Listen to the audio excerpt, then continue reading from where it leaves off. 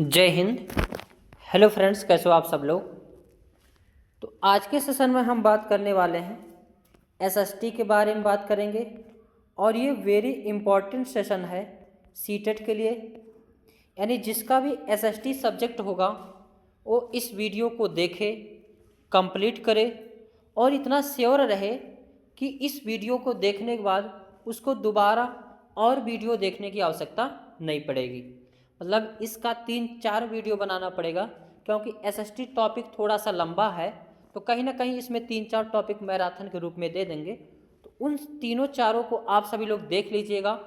उसके अलावा एक भी पॉइंट एक्स्ट्रा आप सभी को पढ़ने की आवश्यकता नहीं पड़ेगी। सारे क्वेश्चन जो है इसी में फंस जाएंगे। तो एकदम पूरा श्योर रहिए और सीटेट की तैयारी के लिए इस चैनल को सब्सक्राइब कर सकते हैं।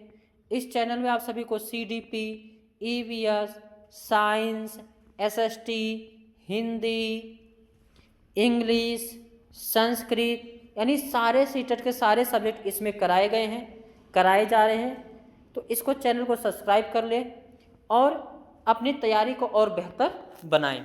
तो चलते हैं, देखते हैं। अभी एसएसटी का ये पार्ट 1 है, उसमें भी मैराथन के हिसाब से देखेंगे। जितना कवर हो पाएगा आज करेंगे, फिर नेक्स्ट सेशन में वो जो है दूसरा वीडियो दे देंगे। तो चलते हैं, देखते हैं। पहले हम लोग देखेंगे भूगोल के बारे में। एसएसटी में कई सारी चीज़ें हैं, तो उसको हम लोग क्या करेंगे, इसमें देखेंगे। सबसे पहले देखें खगोलीय पिंड यानी सेलेस्टियल बॉडीज। इसके बारे में जानकारी क्या जानना आवश्यक है। और यह एनसीईआरटी बेस कंटेंट है, यानी एनसीईआरटी पर आधारित है और इससे बाहर पढ़ने की आवश्यकता भी नहीं होगी। सूर्य, चंद्रमा तथा वे सभी वस्तुएं जो रात के समय आसमान में चमकती हैं खगोलीय पिंड कहलाती हैं। हर एक लाइन वेरी इंपॉर्टेंट है, इस चीज़ को ध्यान रखना। खगोलीय पिंडों को तारा कहते हैं। सूर्य भी एक क्या है, तारा है।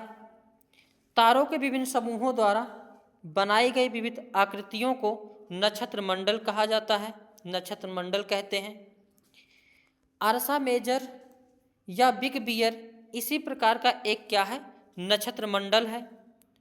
और उत्तरी तारा उत्तर दिशा को बताता है, इसे ध्रुव तारा भी कहा जाता है। दादा मम्मी पापा कहानी सुनाते होंगे, बेटा वो देखो ध्रुव तारा है। तो ध्रुव तारा हमेशा किस दिशा में होता है, तो उत्तर की दिशा में होता है।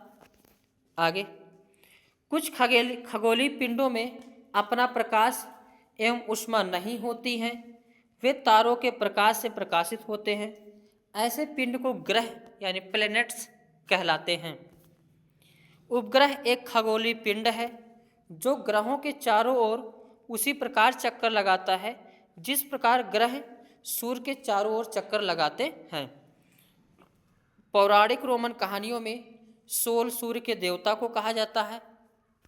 सौर शब्द का अर्थ है सूर्य से संबंधित। सूर्य के परिवार को क्या कहा जाता है, सौरमंडल कहा जाता है। आगे देखते हैं आकाश गंगा यानी गैलेक्सी। तारों वाले खुले आकाश में एक ओर से दूसरी ओर तक फैली सफ़ेद चौड़ी पट्टी जो एक चमकदार रास्ते की तरह दिखाई पड़ देती है, वह लाखों तारों का समूह है और यह पट्टी आकाश गंगा कहलाती है। जैसा कि इस फिगर में आप सभी लोग देख पा रहे हैं, हमारा सौरमंडल इस आकाश गंगा का एक क्या है, भाग है। इस प्रकार लाखों आकाश गंगाएं हैं जो मिलकर किसका निर्माण करती हैं, ब्रह्मांड का निर्माण करती हैं। यानी ब्रह्मांड कोई एक नहीं है, यानी कई ब्रह्मांड, यानी एक ब्रह्मांड के अंदर बहुत सारे आकाश गंगाएं हैं और बहुत सारे आकाश गंगाएं मिलकर किसका निर्माण करती हैं, तो ब्रह्मांड का निर्माण करती हैं। आगे देखें क्या दिया गया है, सौरमंडल यानी सोलर सिस्टम। सूर्य 8 ग्रह, उपग्रह तथा कुछ अन्य खगोलीय पिंड जैसे क्षुद्र ग्रह एवं उल्का पिंड से मिलकर सौरमंडल का निर्माण करते हैं। यानी सौरमंडल में सूर्य आते हैं, सभी ग्रह उपग्रह आते हैं, कुछ खगोलीय पिंड आते हैं। अगर देखेंगे तो बुध, Mercury, Venus, Earth, Mars, Jupiter, Saturn, Uranus, Neptune. और इसके बीच में एक क्षुद्र ग्रह की पेटी पाई जाती है। आगे देखते हैं सूर्य के बारे में एनसीईआरटी में क्या दिया गया है। तो सूर्य सौरमंडल के केंद्र में स्थित है। यह बहुत बड़ा एवं अत्यधिक गर्म गैसों से बना हुआ है। सूर्य सौरमंडल के लिए प्रकाश एवं ऊष्मा का एकमात्र स्रोत है। सूर्य पृथ्वी से लगभग कितना दूरी पर है? तो 15 करोड़ किलोमीटर दूरी पर है। सूर्य के सबसे ज़्यादा निकट प्रोक्सिमा सेंचुरी है। एक कई बार प्रश्न पूछा गया है कि सूर्य के सबसे निकट क्या है? तो प्रोक्सिमा सेंचुरी है। प्रकाश की गति लगभग 30,000 किलोमीटर प्रति सेकंड है। इस गति को पृथ्वी तक पहुंचने में लगभग 8 मिनट 19 सेकंड का समय लगता है। एक कई बार प्रश्न पूछा गया है कि किसने समय लगता है? तो 8 मिनट 19 सेकंड का समय लगता है। आगे ग्रह, अब देखते हैं ग्रह के बारे में।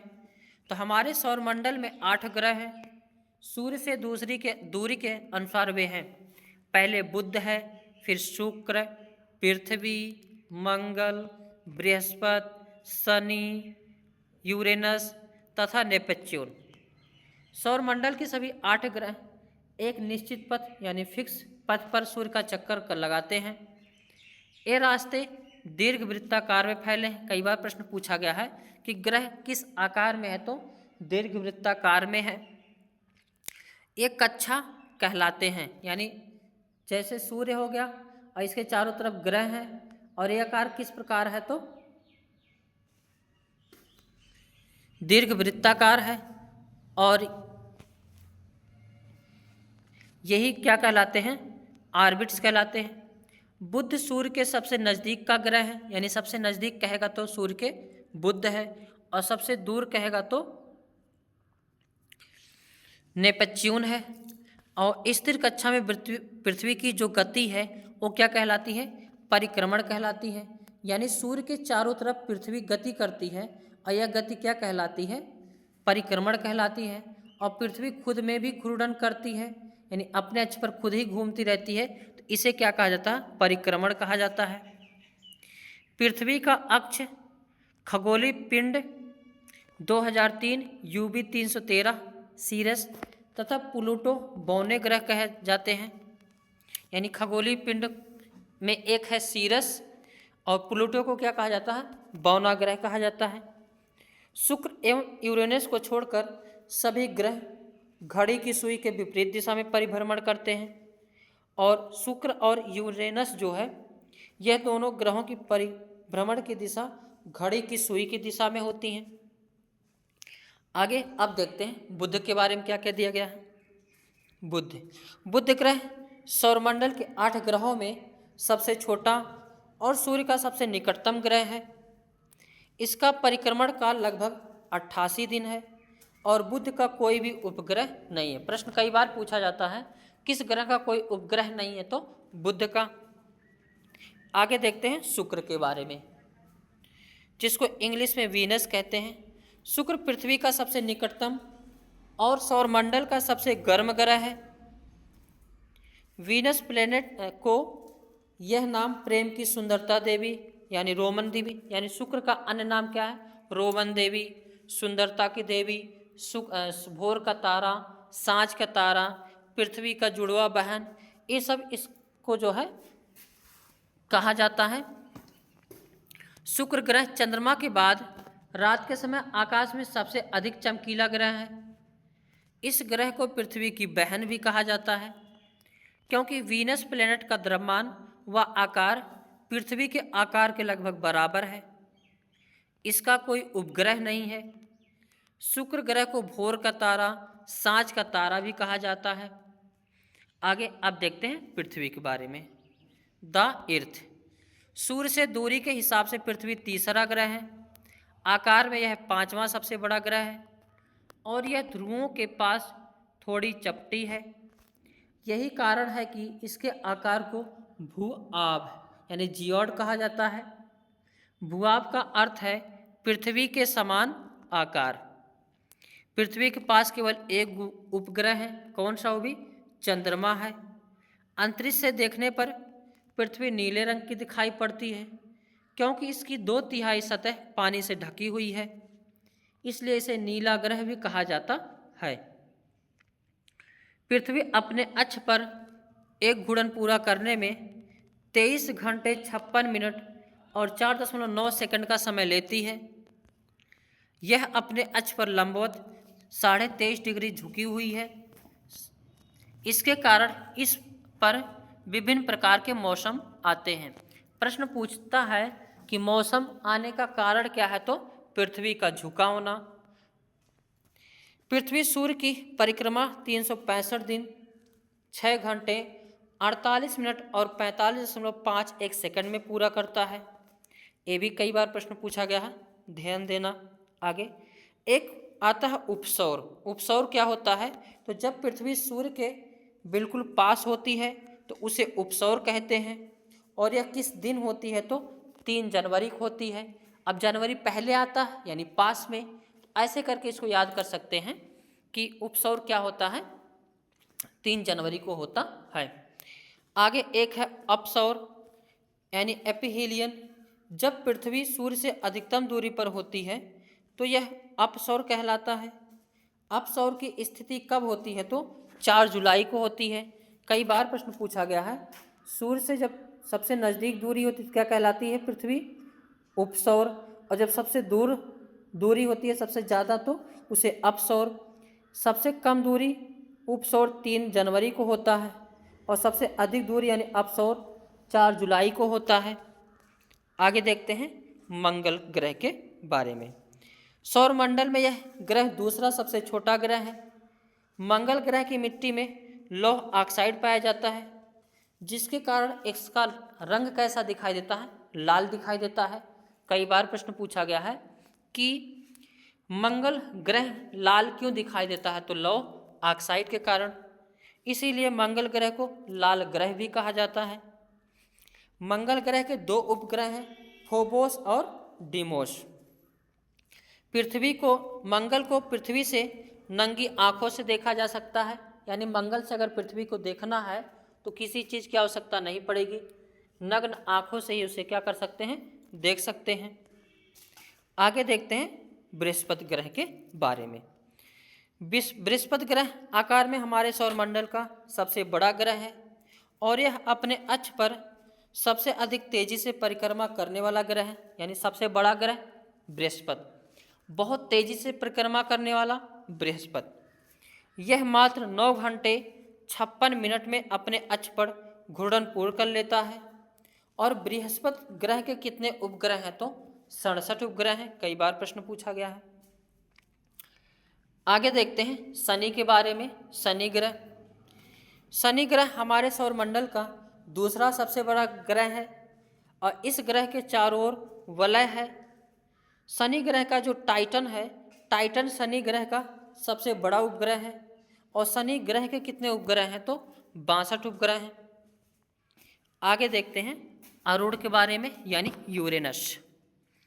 यूरेनस ग्रह की खोज विलियम हर्शल ने 1781 ईस्वी में की थी। अरुण को लेटा हुआ ग्रह भी कहा जाता है। और अरुण के कितने जो है उपग्रह हैं? तो 27 उपग्रह हैं। आगे देखते हैं वरुण के बारे में। वरुण को नेपच्यून कहा जाता है। नेपच्यून ग्रह हमारे सौरमंडल का सूर्य से दूरी के अनुसार सबसे दूर का ग्रह है और यह सबसे ठंडा, अब दूरी ज़्यादा है तो ठंडा रहेगा, तो सबसे ज़्यादा ठंडा ग्रह कौन सा है? वरुण है। और वरुण के 14 उपग्रह हैं। कितने उपग्रह हैं? तो 14 उपग्रह हैं। आगे अब देखते हैं उपग्रह के बारे में, जिसको सैटेलाइट कहते हैं। कुछ आकाशीय पिंड अपने ग्रह की परिक्रमा करते हुए सूर्य की भी परिक्रमा करते हैं। अपने ग्रह की परिक्रमा करने के कारण इन्हें उपग्रह कहते हैं। जैसे चंद्रमा पृथ्वी की परिक्रमा करता है तो पृथ्वी का एकमात्र प्राकृतिक उपग्रह कौन सा है? चंद्रमा है। यानी ग्रह का चक्कर लगाने वाला क्या कहलाता? उपग्रह कहलाता है। आगे चंद्रमा के बारे में देखते हैं। द मून, पृथ्वी, हमारी पृथ्वी के पास केवल एक उपग्रह है, क्या है? चंद्रमा।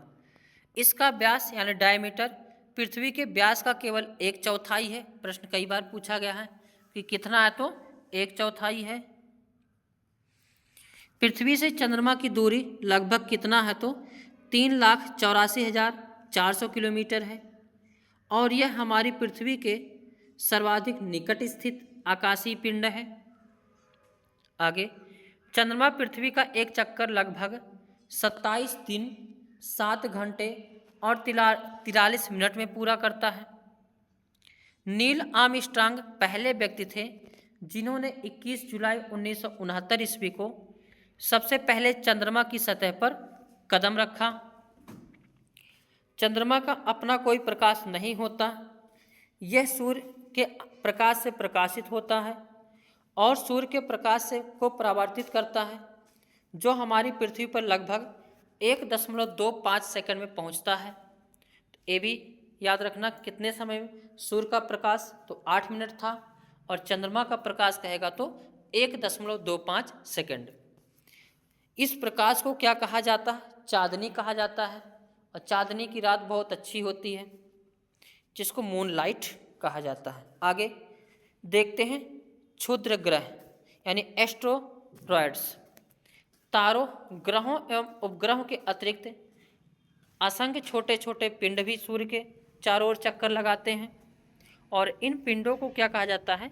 तो क्षुद्र ग्रह कहा जाता है और ये मंगल एवं बृहस्पति की कक्षाओं के बीच में पाए जाते हैं। आगे देखें तो उल्का पिंड। सूर्य के चारों ओर चक्कर लगाने वाले पत्थरों के छोटे छोटे टुकड़ों को उल्का पिंड कहते हैं। कभी कभी ये उल्का पिंड पृथ्वी के इतने नज़दीक आ जाते हैं कि इनकी प्रवृत्ति पृथ्वी पर गिरने की होती है। इस प्रक्रिया के दौरान वायु के घर्षण होने के कारण एक गर्म होकर जल जाते हैं। इन्हें ही टूटता हुआ तारा कहा जाता है। जैसे कि फिगर में देख रहे हैं कि जब ये नीचे पृथ्वी की सतह पर आने लगता है तो घर्षण के कारण एक जल उठता है, जिसे क्या कहा जाता है? टूटता हुआ तारा कहा जाता है, यानी उल्का पिंड। आगे देखेंगे पुच्छल तारे। पुच्छल तारे अथवा धूमकेतु चट्टानों, बर्फ, धूल और गैस के बने आकाशीय पिंड होते हैं। गुरुत्वाकर्षण के कारण इस तारों का सिर सूर्य की तरफ तथा पूंछ हमेशा सूर्य से दूर बाहर की तरफ होती है, जो हमें चमकती दिखाई देती है। एक है कुइपर मेखला, तो यह नेपच्यून के पार सौरमंडल के आखिरी सिरों पर एक तस्तरी के आकार की विशाल पट्टी है। इसमें असंख्य खगोलीय पिंड उपस्थित होते हैं, जिनमें कई बर्फ से बने हैं। धूमकेतु इसी क्षेत्र से आते हैं। प्लूटो भी इसी मेखला में स्थित है। आगे सूर्य ग्रहण एवं चंद्र ग्रहण। पहले देखते हैं सूर्य ग्रहण। जब सूर्य और पृथ्वी के बीच में चंद्रमा आ जाता है, यहाँ पे जो सूर्य हो गया, यहाँ पृथ्वी, इसके बीच में अगर चंद्रमा आ जाती है तो इस स्थिति को युति कहते हैं। वेरी वेरी इंपॉर्टेंट लगाओ। तो सूर्य पृथ्वी के बीच में चंद्रमा आ गई तो क्या कहलाती है? युति। और यह कब होती है? तो अमावस्या को होती है और इस स्थिति में चंद्रमा की छाया पृथ्वी पर पड़ती है, जिससे सूर्य ग्रहण होता है, यानी युति बराबर सूर्य ग्रहण। आगे देखेंगे चंद्र ग्रहण। इसी प्रकार जब सूर्य और चंद्रमा के बीच पृथ्वी आ जाती है, यानी सूर्य हो, चंद्रमा हो और इसके बीच में अगर पृथ्वी आ जाए तो यही क्या होता है? चंद्र ग्रहण होता है। और इस स्थिति को क्या कहते हैं? वियुति कहते हैं और यह पूर्णिमा को होती है। इस स्थिति में पृथ्वी की छाया चंद्रमा पर पड़ती है, जिससे चंद्र ग्रहण होता है। तो चंद्र ग्रहण के दिन वियुति और सूर्य ग्रहण के दिन युति। अब देखते हैं ग्लोब के बारे में। एनसीईआरटी में ग्लोब के बारे में क्या दिया गया है, उसके बारे में अध्ययन करते हैं ग्लोब। तो ये जो देख रहे हैं यहाँ पे, यही क्या है, ग्लोब है। काल्पनिक रेखा जो ग्लोब को दो बराबर भागों में बांटती है, ये जो काली सी रेखा दिख रही है, ये क्या कर रही है, ग्लोब को दो बराबर भागों में बांट रही है। इसे ही विषुवत रेखा कहा जाता है। पृथ्वी के उत्तर में स्थित आधे भाग को उत्तरी गोलार्ध और नीचे आधे भाग को दक्षिणी गोलार्ध कहा जाता है। और बीच में कौन सी रेखा, विषुवत रेखा है, जिसे जीरो रेखा भी कहा जाता है, भूमध्य रेखा भी कहा जाता है। यानी इसके तीन नाम है, विषुवत रेखा, जो है भूमध्य रेखा और जीरो रेखा। इसी के 23.5 डिग्री नीचे मकर रेखा होती है और इसी के 23.5 डिग्री ऊपर रेखा कर्क रेखा होती है। आगे, विषुवत वृत्त से ध्रुवों तक स्थित सभी समांतर वृत्तों को अक्षांश या समांतर रेखाएं कहा जाता है। यानी ऐसी जो रेखा है, ये सारी कौन सी रेखा कहलाती है, समांतर यानी अक्षांश रेखा कहलाती है। और अक्षांशों के अंश किस में मापते हैं, तो डिग्री में मापते हैं, अंश में मापा जाता है। उत्तरी गोलार्ध में कर्क रेखा क्या है, 23.5 डिग्री उत्तरी, विषुवत रेखा 23.5 उत्तर क्या होता है, कर्क रेखा, और 23.5 नीचे क्या होता है, मकर रेखा।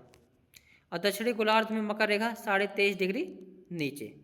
विषुवत वृत्त 66.5 डिग्री उत्तर में उत्तरी ध्रुव वृत्त भी कहा जाता है, ध्रुव वृत्त भी कहा जाता है। विषुवत रेखा के 62.5 डिग्री जो है दक्षिण में दक्षिणी ध्रुव वृत्त है। आगे देखते हैं, पृथ्वी के ताप कटिबंध है, heat zones of the earth.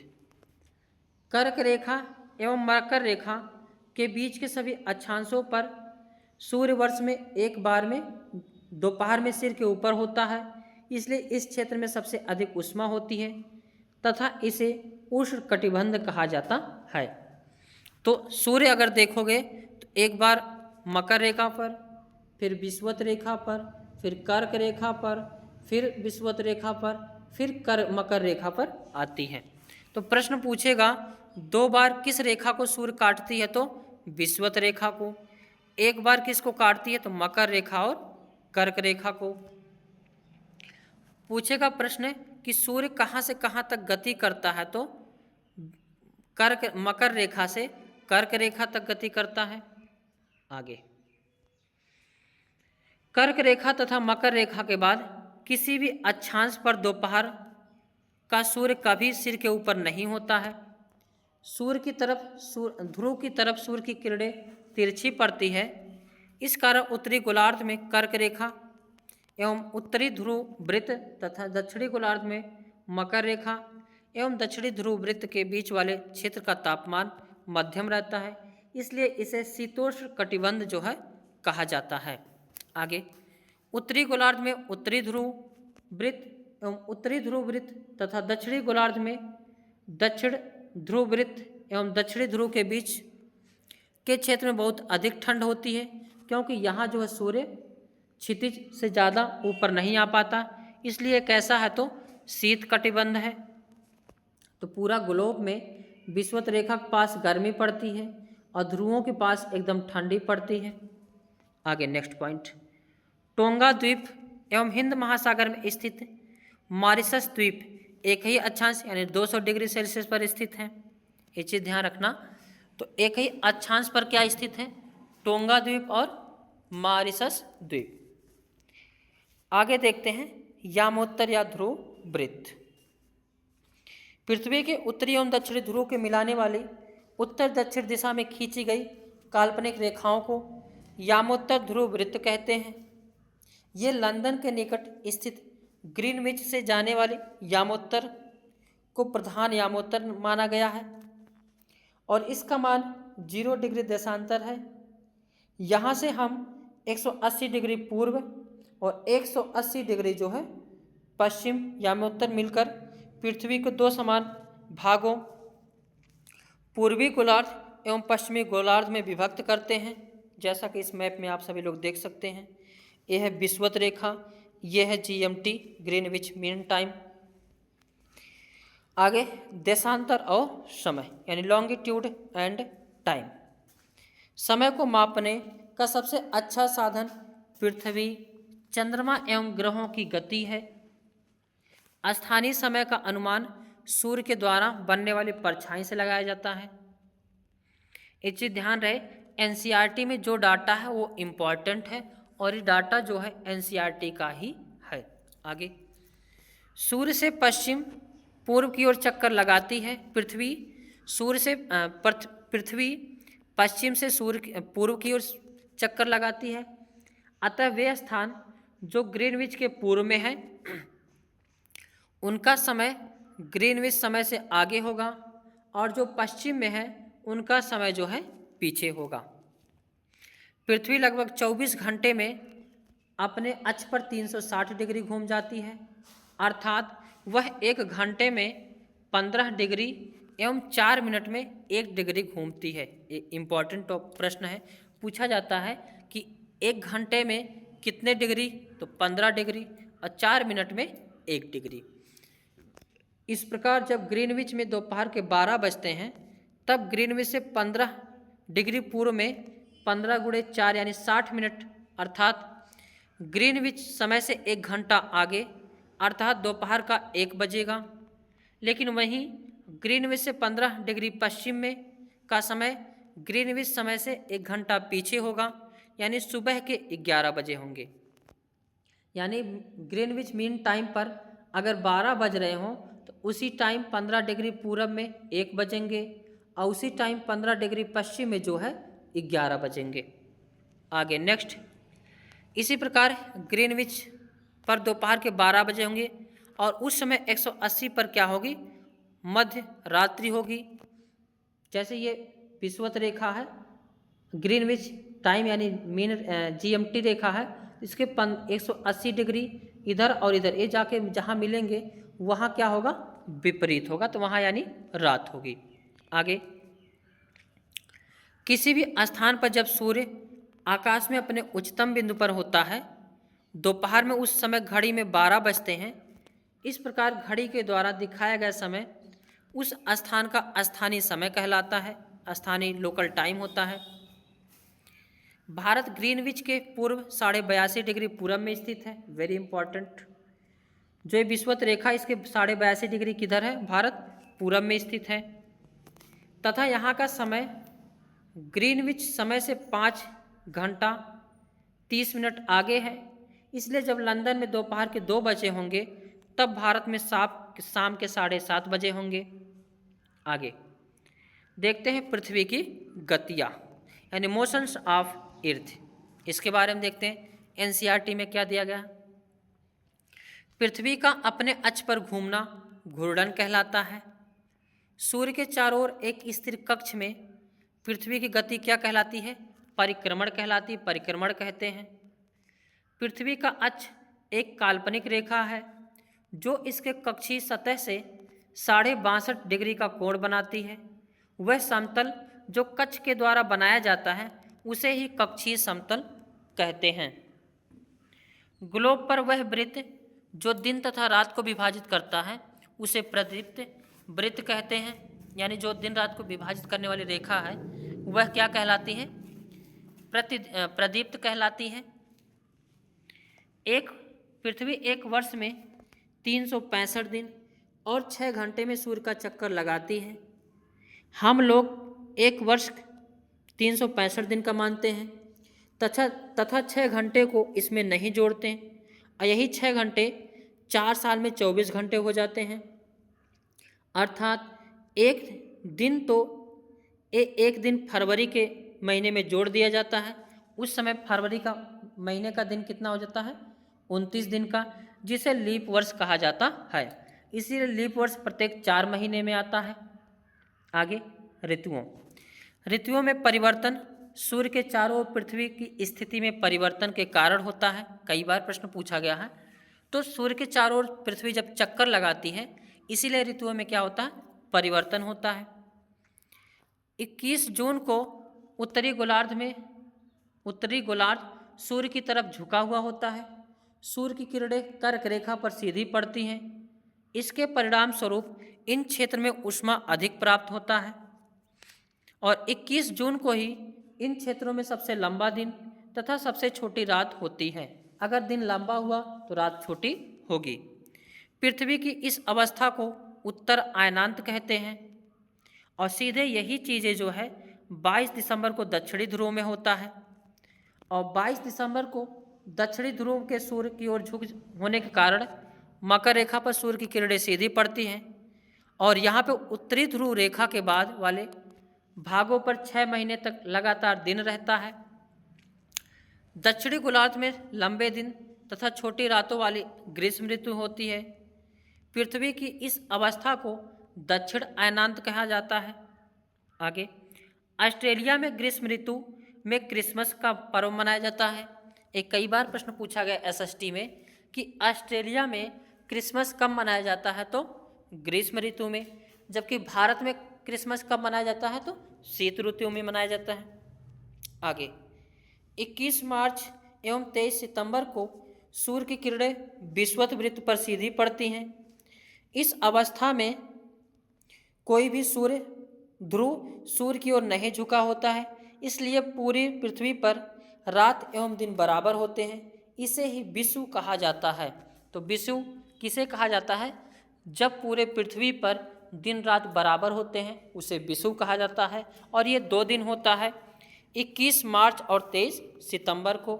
अभी हमने समझाया था कि ऊपर कर्क रेखा, नीचे मकर रेखा, बीच में विषुवत रेखा, और जब सूर्य मकर रेखा से और कर्क विषुवत रेखा, विषुवत रेखा से कर्क रेखा, कर्क रेखा से विषुवत रेखा, विषुवत रेखा से पुनः मकर रेखा, तो 2 दिन विषुवत रेखा पर सूर्य चमकता है, एक दिन 23 सितंबर को और एक दिन 21 मार्च को। तो विषुव 2 दिन 21 मार्च और 23 सितंबर को। आगे अब देखते हैं मानचित्र के बारे में कि एनसीईआरटी में क्या क्या दिया गया है। पृथ्वी की सतह या इसके एक भाग का पैमाने के माध्यम से चपटी सतह पर खींचा गया चित्र है। पृथ्वी को कोई ऐसी चीज़ें नहीं है, लेकिन उसको उकारा गया है ताकि अध्ययन किया जा सके पृथ्वी के बारे में। मानचित्र कई प्रकार के होते हैं। कौन कौन से प्रकार? एक होता है भौतिक मानचित्र, एक होता है राजनीतिक मानचित्र, एक होता है थीमेटिक मैप्स होता है। तो भौतिक मानचित्र क्या होता है? तो पृथ्वी की प्राकृतिक आकृतियों जैसे पर्वतों, पठारों, मैदानों, नदियों, महासागरों आदि को दर्शाने वाले मानचित्रों को भौतिक या उच्चावच मानचित्र कहा जाता है और यही क्या है? भौतिक मानचित्र है। आगे, पॉलिटिकल राजनीतिक मानचित्र। इस मानचित्र में राज्यों, नगरों, शहरों, गांवों और विश्व के विभिन्न देशों व राज्यों तथा उनकी सीमाओं को दर्शाने वाले मानचित्र को राजनीतिक मानचित्र कहा जाता है। और एक होता है थीमेटिक मानचित्र। कुछ मानचित्र विशेष जानकारियाँ प्रदान करते हैं, जैसे सड़क को मानचित्र, वर्षा मानचित्र, वन मान तथा उद्योगों आदि के वितरण दर्शाने वाले मानचित्र इसमें थीमेटिक मानचित्र में आते हैं। इस प्रकार के मानचित्र को क्या कहा जाता है? थीमेटिक मानचित्र कहा जाता है। आगे देखते हैं दिशा यानी डायरेक्शन, इनके बारे में क्या लिखा गया। तो अधिकतर मानचित्रों में ऊपर दाहिनी तरफ तीर का निशान बना होता है, जिसके ऊपर अच्छा ऊ मतलब उत्तर, नॉर्थ, साउथ, ईस्ट, वेस्ट, ये क्या है? तो दिशा को दर्शाता है। और इसके 4 मुख्य दिशा होती हैं, उत्तर, दक्षिण, पूरब और पश्चिम। इसी को प्रधान दिग्बिंदु कहते हैं। आगे प्रतीक यानी सिंबल्स।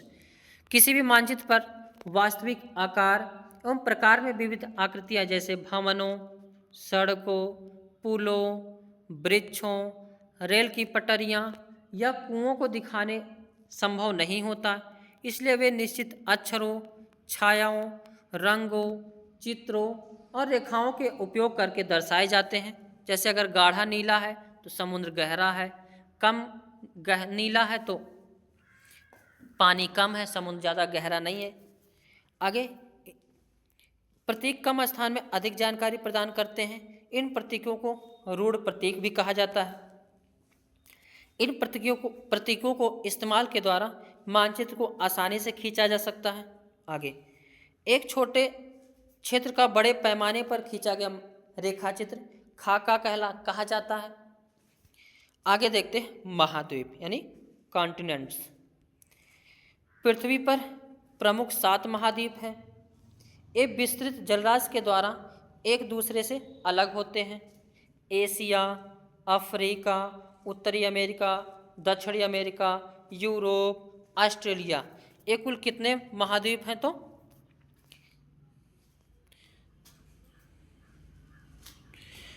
महाद्वीप हैं। आगे एशिया के, अब एक एक महाद्वीप के बारे में पढ़ते हैं। तो Asia, Europe, Africa, Australia, south America और नॉर्थ अमेरिका, एक होता है अंटार्कटिका। यानी 7 महाद्वीप जो है पृथ्वी पर हैं। आगे देखते हैं, एक एक महाद्वीप के बारे में अध्ययन करेंगे जो एनसीईआरटी में दिया गया है।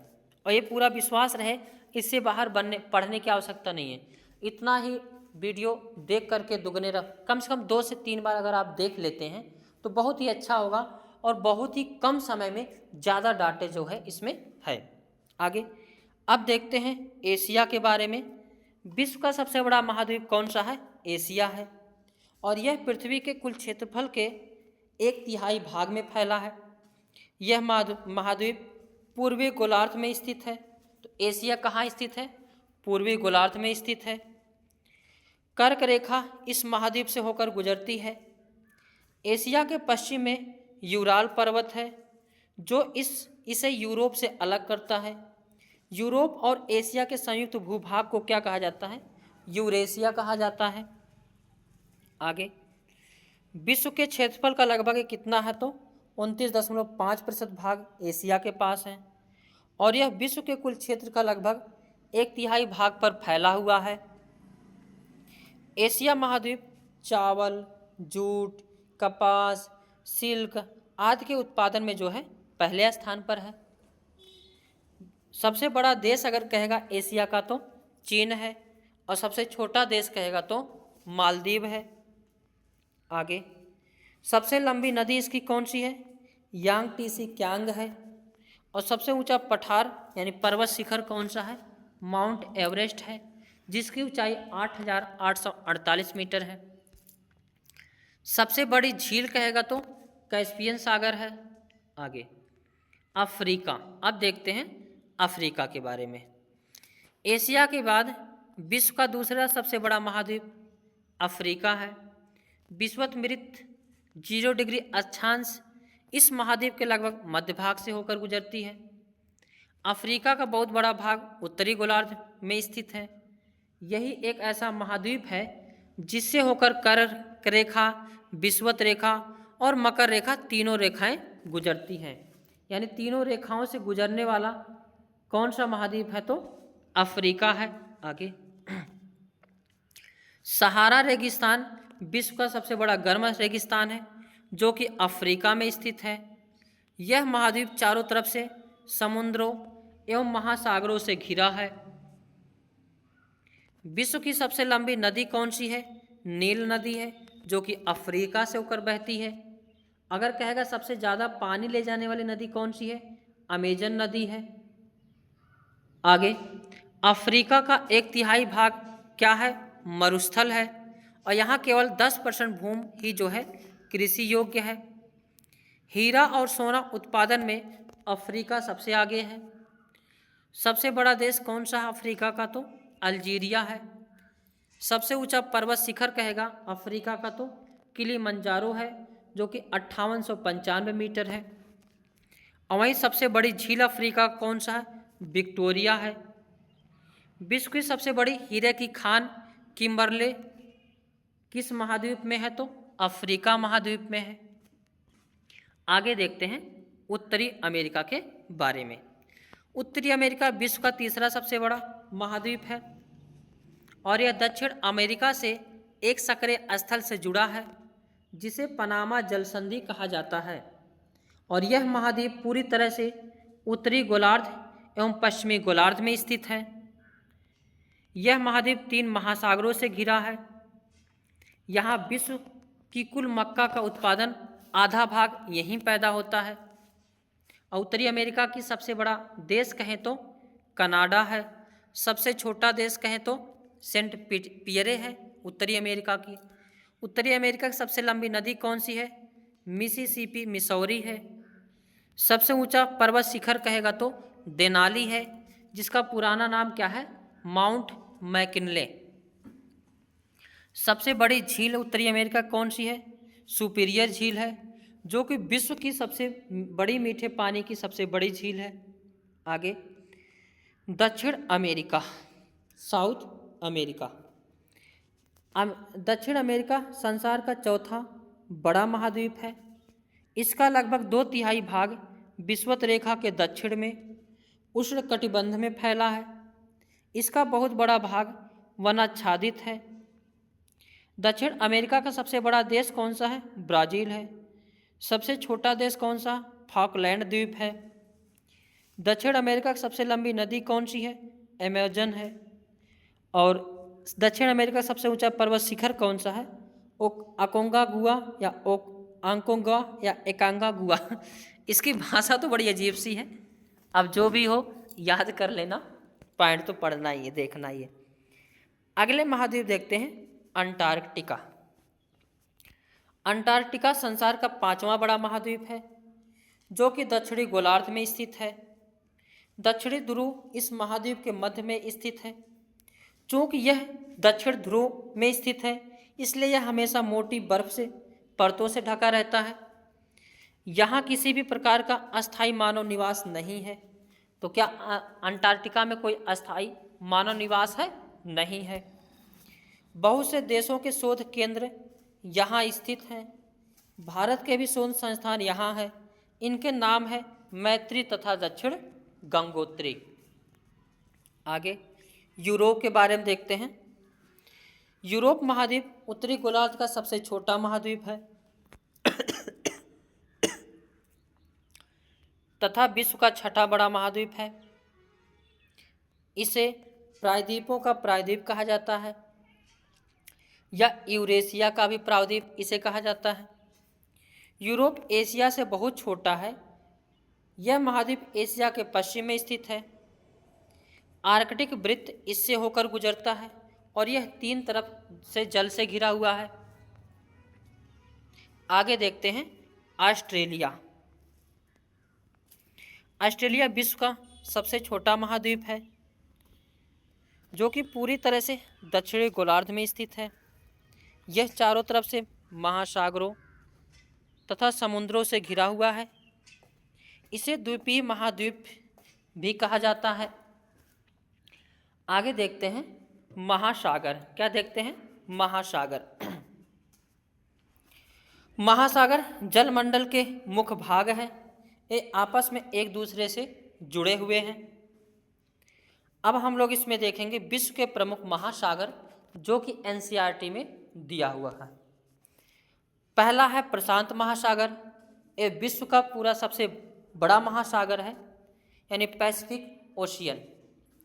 प्रशांत महासागर सबसे बड़ा महासागर है। यह पृथ्वी के 1/3 भाग पर फैला है। पृथ्वी का सबसे गहरा भाग मेरियाना गर्त कहलाता है। अगर पूछेगा पूरे विश्व का सबसे गहरा भाग क्या है, तो मरियाना गर्त है। और अगर पूछेगा एशिया का, तो उसका अलग है, लेकिन पूरे विश्व का पूछेगा तो मैरियाना गर्त है।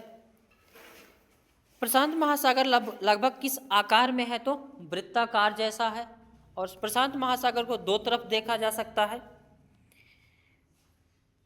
एशिया, ऑस्ट्रेलिया, उत्तरी एवं दक्षिण अमेरिका। इसके चारों ओर, मतलब एशिया हो गया, ऑस्ट्रेलिया हो गया, उत्तर एवं दक्षिण अमेरिका, इसके चारों ओर क्या है? स्थित है। आगे देखते हैं अटलांटिक महासागर, यानी अटलांटिक ओशियन। अटलांटिक महासागर विश्व का दूसरा सबसे बड़ा महासागर है और यह अंग्रेजी के यस के आकार के अक्षर से के आकार का है। इसके पश्चिमी किनारे पर उत्तर एवं दक्षिण अमेरिका है तथा पूर्वी किनारे पर यूरोप एवं अफ्रीका है।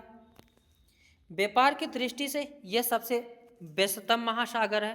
तो पूछेगा सबसे व्यस्ततम महासागर कौन सा है, तो अटलांटिक महासागर है। आगे देखते हैं हिंद महासागर यानी इंडियन ओशियन। 1 मिनट थोड़ा सा पानी पी ले, पढ़ाते हैं।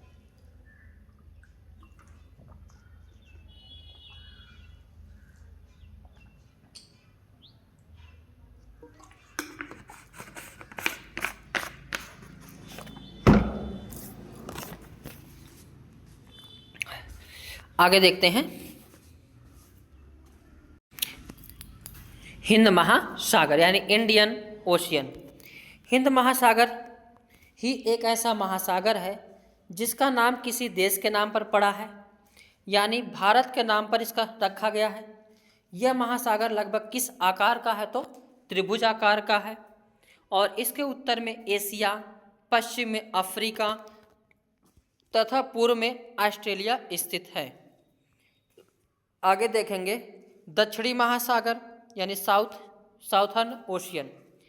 दक्षिणी महासागर अंटार्कटिका महाद्वीप को चारों ओर से घेरता है और यह अंटार्कटिका महाद्वीप से उत्तर की ओर 60 डिग्री दक्षिणी अक्षांश तक फैला है।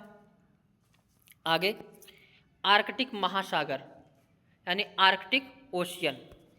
आर्कटिक महासागर उत्तरी ध्रुव वृत्त में स्थित है। यह कहाँ स्थित है, तो उत्तरी ध्रुव वृत्त में स्थित है। यह उत्तर ध्रुव के चारों ओर फैला है। यह प्रशांत महासागर के छिछले जल वाले एक सकरे भाग से जुड़ा हुआ है जिसे बेरिंग जलसंधि के नाम से भी जाना जाता है। यह उत्तरी अमेरिका के उत्तरी तटों तथा यूरेशिया से घिरा है। अब आगे हम लोग देखेंगे पर्वत के बारे में यानी माउंटेन्स। पहाड़ी व स्थलीय भाग है जो कि आसपास की भूमि से ऊंची उठी होती है। जैसे अगर सिंपल पृथ्वी से थोड़ा ऊंचा है तो क्या कहलाएगा, पहाड़ी, पठार। पठार से और ऊंचा हुआ तो पहाड़ी, और ऊंचा हुआ तो पर्वत। और पृथ्वी से अगर नीचे हुआ तो उसे क्या कहा जाता है, खाई, और नीचे हुआ तो समुद्र। और इसमें अगर हम देखेंगे तो जो कि आसपास की भूमि से उठी होती है। अगर 600 मीटर से, एक प्रश्न यहाँ से भी पूछा जाता है कि कितने मीटर से अगर ऊपर है तो पहाड़ कहलाएगा, तो 600 मीटर से। तो 600 मीटर से अधिक ऊंचाई एवं खड़ी ढाल वाली पहाड़ी को क्या कहा जाता है, पर्वत कहा जाता है। आगे अगर हम देखें इसमें कुछ पर्वतों पर हमेशा बर्फ जमी रहने के वाली बर्फ की नदियाँ होती हैं, उन्हें हिमानी कहा जाता है। यानी कुछ ऐसे बर्फ होते हैं जिन पर क्या जमे होते हैं, बर्फ पर जमे होते हैं, जिसे क्या कहा जाता है, हिमानी कहा जाता है। हिमालय, आल्प्स तथा एंडीज क्रमशः एशिया, यूरोप तथा दक्षिण अमेरिका की पर्वत श्रृंखलाएं हैं। और अगर पूछेगा तीसरी सबसे लंबी पर्वत श्रृंखला कौन सी है, तो हिमालय है। पर्वतों की ऊंचाई एवं आकार में भिन्नता होती है, कोई भी पर्वत एक जैसा नहीं होता है। विभिन्न प्रकार के खेल जैसे पैराग्लाइडिंग, हैग ग्लाइडिंग, रिवर राफ्टिंग तथा स्कीइंग पर्वतों के प्रचलित खेल हैं। आगे अगर देखेंगे पर्वत के प्रकार, तो पर्वत 3 प्रकार के होते हैं। एक होता है वलित पर्वत, एक होता है भ्रंशोत्त पर्वत और एक होता है ज्वालामुखी पर्वत। तो अब देखते हैं वलित पर्वत। यहाँ से भी प्रश्न पूछे जाते हैं एसएसटी में कि कौन सा इनमें वलित पर्वत है, कौन सा भ्रंशोत्त पर्वत है, इन सब के बारे में पूछे जाते हैं। तो वलित पर्वत हिमालय तथा आल्प्स वलित पर्वत हैं जिनकी सतह ऊबड़ खाबड़ तथा शिखर सक्वाकार है। भारत की अरावली श्रृंखला विश्व की सबसे पुरानी वलित पर्वत श्रृंखला है। अगर पूछेगा विश्व की सबसे पुरानी पर्वत श्रृंखला कौन सी है, तो अरावली है। और सबसे नई अगर कहेगा तो हिमालय है। और दोनों पहाड़ी सबसे पुरानी और सबसे नई दोनों भारत में ही मौजूद हैं। तो विश्व की सबसे पुरानी कहेगा तो अरावली जो कि राजस्थान में है, गुजरात, राजस्थान, दिल्ली, हरियाणा। और विश्व की सबसे नई कहेगा तो हिमालय जो कि भारत में स्थित है। आगे देखते हैं भ्रंशोद पर्वत यानी ब्लॉक माउंटेन्स। जब बहुत बड़ा भाग टूट जाता है तथा ऊर्ध्वाधर रूप से विस्थापित हो जाता है तब भ्रंशोद पर्वतों का निर्माण होता है। जैसे यूरोप की राइन घाटी, वासजेज पर्वत, ये सभी किसके उदाहरण हैं? तो भ्रंशोद पर्वत के उदाहरण है। तो भ्रंशोद पर्वत, राइन घाटी और वासजेज पर्वत। एक होता है ज्वालामुखी पर्वत यानी वोल्केनो माउंटेन्स। ज्वालामुखी क्रियाओं के कारण बनते हैं। अफ्रीका का माउंट किलिमंजारो तथा जापान का फुजियामा इसी तरह के यानी पर्वतों का एक उदाहरण है। तो ज्वालामुखी पर्वत जैसे किलिमंजारो हो गया, फ्यूजियामा हो गया, ये कैसे निर्मित है? तो ज्वालामुखी से निर्मित है।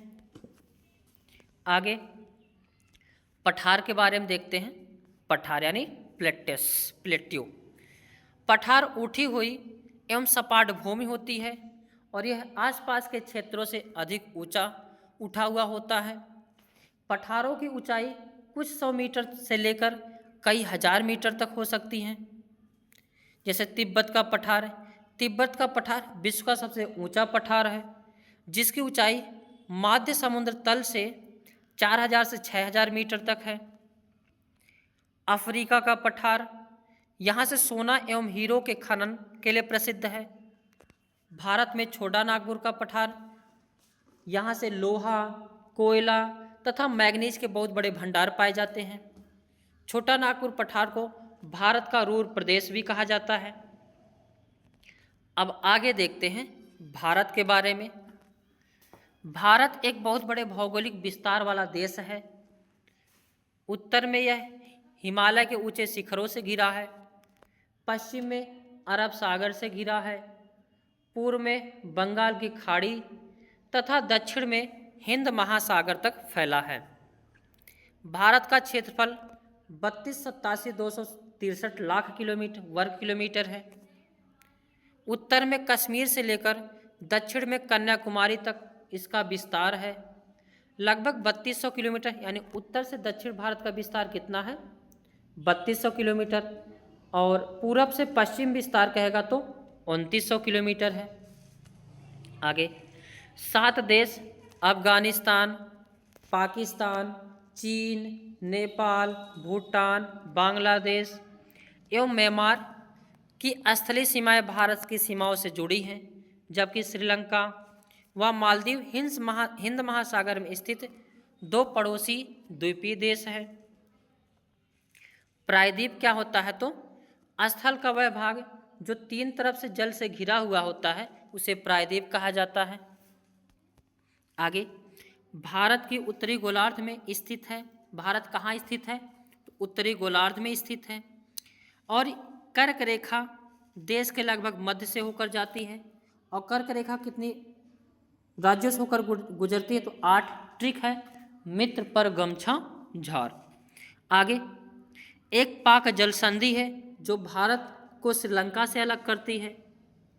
जलोढ़ निक्षेप क्या होता है? इन नदियों द्वारा लाई गई बहुत बारीक मिट्टी होती है तथा नदी बेसिन में निक्षेपित कर दी जाती है। सहायक नदी एक नदी या सरिता जो कि मुख्य नदी में किसी भी तरह से आकर मिलती है तथा अपने जल को मुख्य नदी में डालती है, ये क्या होती है? सहायक नदी कहलाती है। गंगा एवं ब्रह्मपुत्र नदियाँ विश्व के सबसे बड़े डेल्टा का निर्माण करती हैं, जिसे सुंदरवन डेल्टा कहा जाता है। सुंदरवन डेल्टा का आकार कैसा है? त्रिभुजाकार है। डेल्टा स्थल वह भाग है जो नदी के मुहाने पर बनता है। जहाँ नदियाँ समुद्र में प्रवेश करती हैं उसी जगह को नदी का मुहाना भी कहा जाता है। और सुंदरवन डेल्टा में सुंदरी नामक वृक्ष पाया जाता है, इसलिए इसे सुंदरवन डेल्टा नाम दिया जाता है। महानदी गोदावरी, कृष्णा तथा कावेरी बंगाल की खाड़ी में गिरती हैं। ये नदियाँ अपने मुहाने पर उपजाऊ डेल्टा का निर्माण करती हैं। बंगाल की खाड़ी में गंगा एवं ब्रह्मपुत्र नदियों के मुहाने पर सुंदरवन का डेल्टा स्थित है। भारत में 2 द्वीप समूह कौन कौन से हैं? एक लक्षद्वीप है, एक जो है अंडमान निकोबार है। लक्षद्वीप भारत के पश्चिम में है जो कि अरब सागर में स्थित है, और अंडमान निकोबार बंगाल की खाड़ी में स्थित है, भारत के पूरब में स्थित है। आगे भारत के राज्य एवं राजधानी, इसको देखते हैं। अरुणाचल प्रदेश की राजधानी ईटानगर, असम की राजधानी दिसपुर, गुजरात की राजधानी गांधीनगर, केरल की राजधानी तिरुवनंतपुरम, बिहार की राजधानी पटना, झारखंड की रांची, छत्तीसगढ़ की राजधानी रायपुर, गोवा की राजधानी पणजी, उत्तर प्रदेश की राजधानी लखनऊ, उत्तराखंड की राजधानी देहरादून या गैरसैंण, हरियाणा की राजधानी चंडीगढ़, हिमाचल प्रदेश की राजधानी शिमला, तेलंगाना की राजधानी हैदराबाद, कर्नाटक की राजधानी बेंगलुरु, महाराष्ट्र की राजधानी मुंबई, मणिपुर की राजधानी इम्फाल,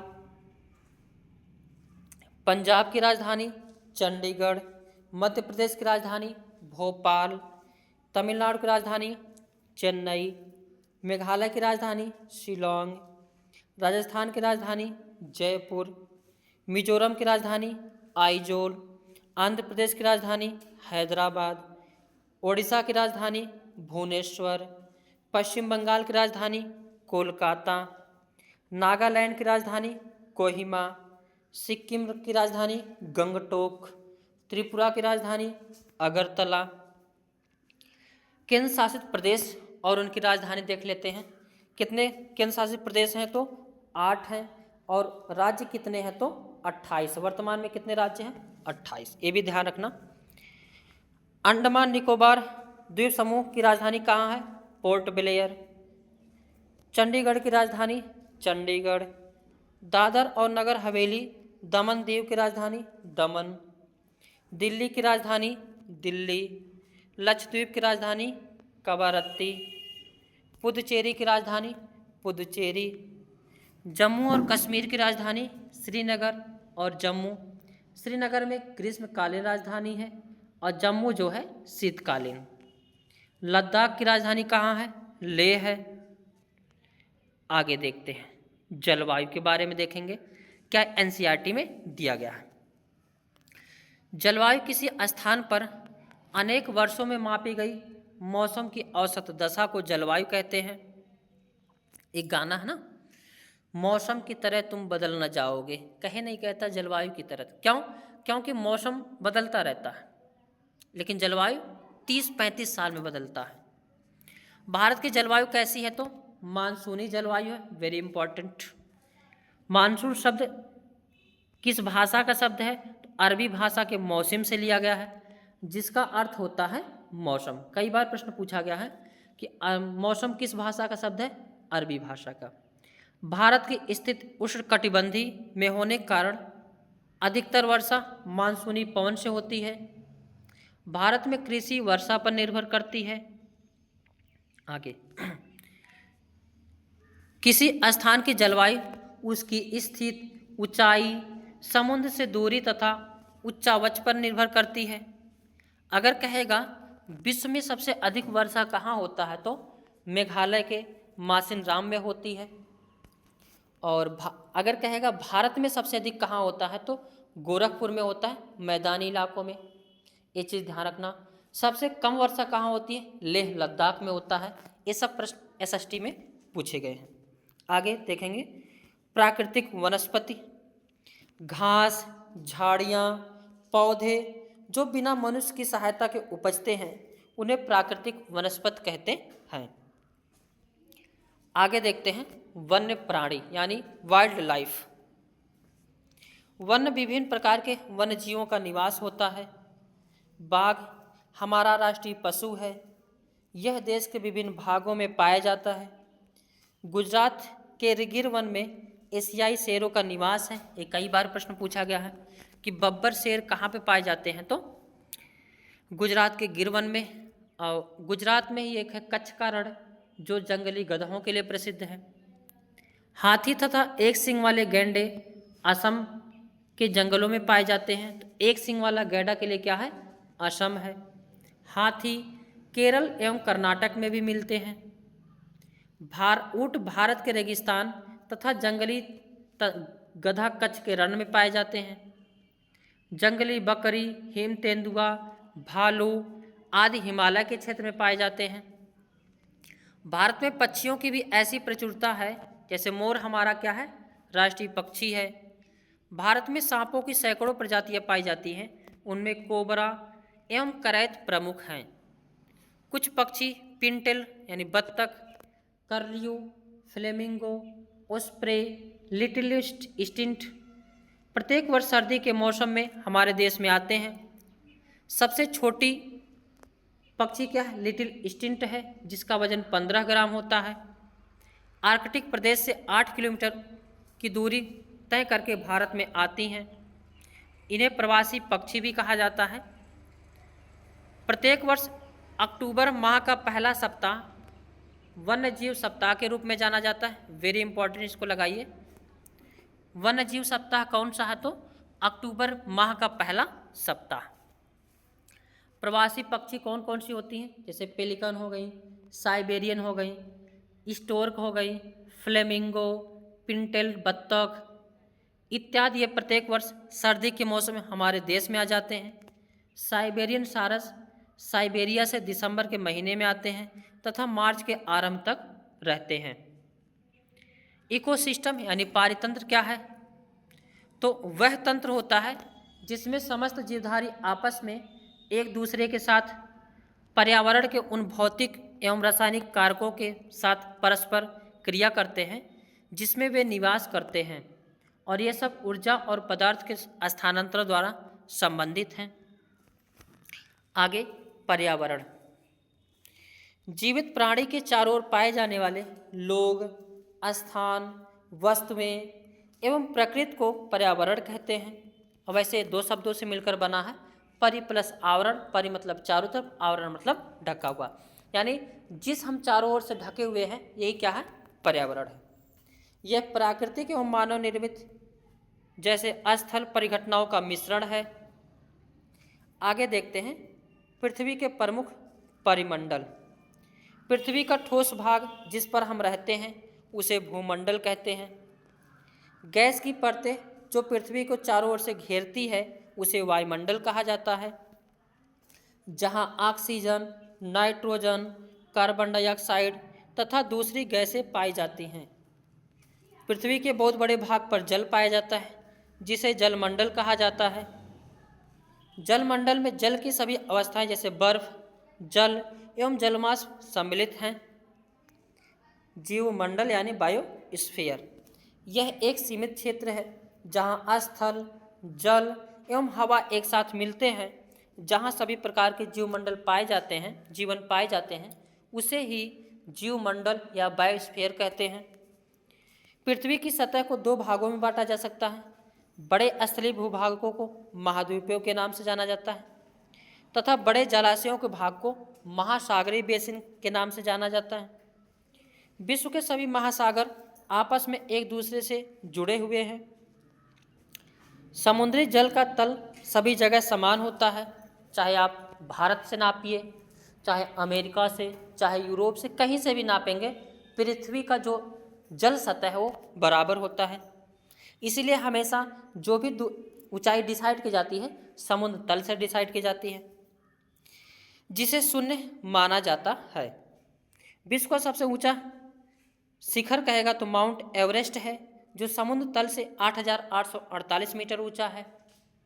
विश्व का सबसे गहरा भाग प्रशांत महासागर में स्थित है, जिसे मैरियाना गर्त कहा जाता है, जिसकी गहराई 11,022 मीटर है।